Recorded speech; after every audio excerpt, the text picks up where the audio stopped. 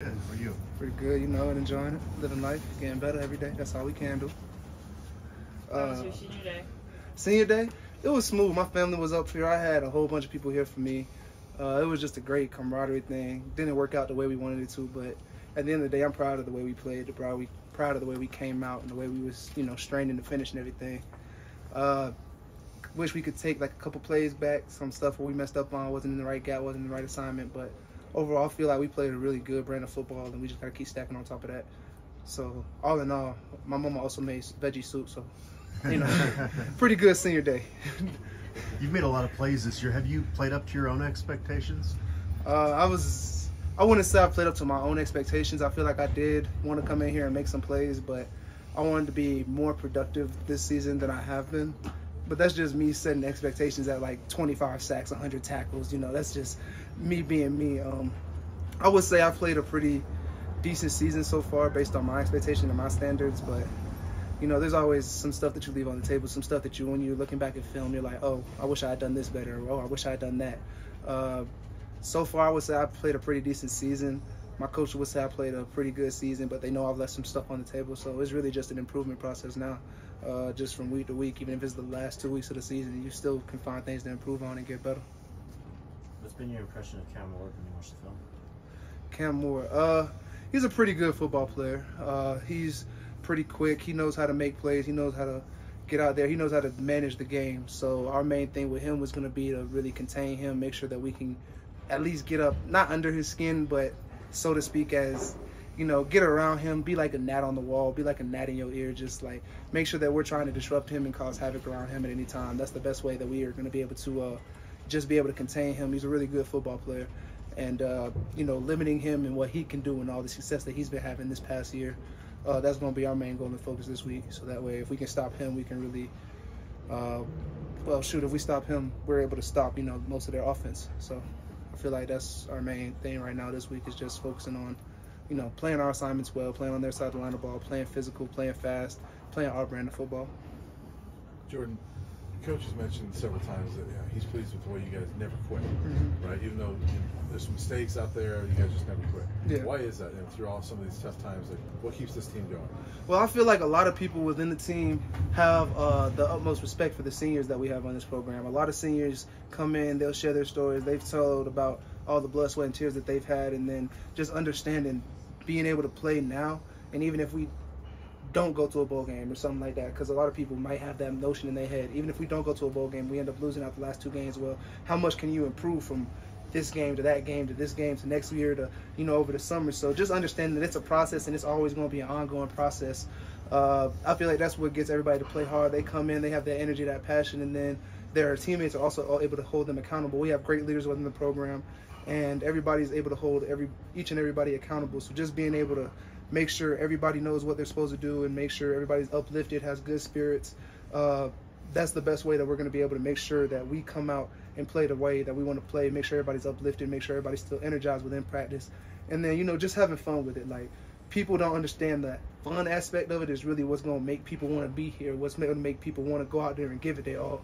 Because if you coming out here and it's just a 9-to-5 job that you don't really care about, you're not going to care about it. But I feel like the coaches out here and some of the other players too they come out here and they make it fun for everybody. We all just enjoy it. We all vibe with it. It's really a family out here together. So just understanding that, just the accountability aspect of it and the fun aspect of it is the main thing that everybody has to focus on and make sure, hey, that's the best way you're going to be able to improve each and every day. Jordan, you mentioned that process. This team quadrupled its wins from last year. We've seen steps.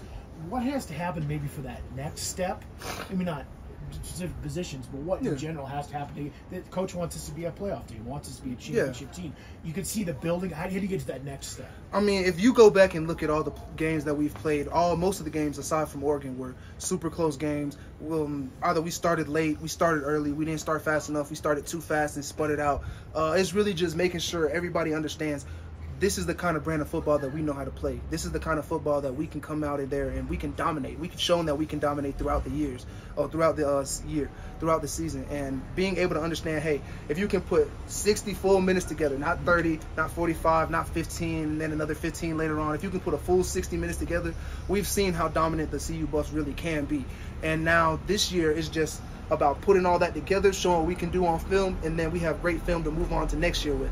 So whenever the new CU bus come in, they understand the culture, the vibe, and what Coach Prime is looking for, as well as over the summer and over the spring, we're going to have a lot of people come in. They're going to be able to mesh together more as a team because not many people have been here so long, you know. So it's definitely been less than a year. I feel like I'm probably one of the oldest people here, and I've been here for like a year, you know. So it's like just having everybody come together, mesh, understand, and communicate is going to bring the level of accountability up with each other because you're not going to be afraid to tell your friend, hey, you messing around. Come on, let's get it up. So just that camaraderie within the team, that's definitely going to be something that's going to be worked on throughout the offseason, and just showing what kind of brand of football we can play that for the full 60 minutes in one game. That's going to be the way that we're going to show, hey, we know what we can do. Now we're just going to keep stepping on it and improving it each and every week. So by next year, they're going to know exactly what they can do, and they're going to come out with a fast start off. As far as this has come in 10 months, what's it going to look like in another 10 at this time next year? I'm not going to lie. They're growing exponentially. I can't even say it. But my words wouldn't even do it, which is happening in their justice. Like, the amount of effort, the amount of work that everybody's put in, the amount of commitment that a lot of people have put in, it's just a lot for me. And as a senior leaving, it's just great to know that the program that I'm leaving is going to be in great hands. Is there a guy in your group that you kind of want to pass the baton on that you think is ready to kind of handle a leadership role in the group?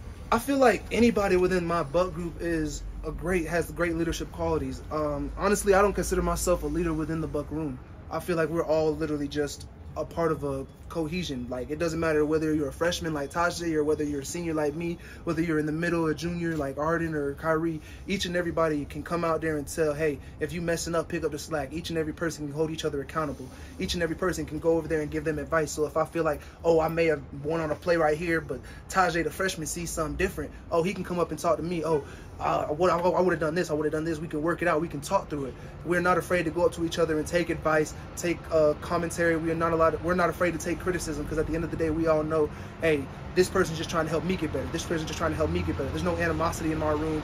It's all love, and I feel like if anybody in the room could take over, it would honestly be anybody that you would choose. Like, you could drop all the names in the hat, pull the name out, and honestly, it'd just be a leader. So if I were to pick just one person to say they're probably going to be the next up, I would have to say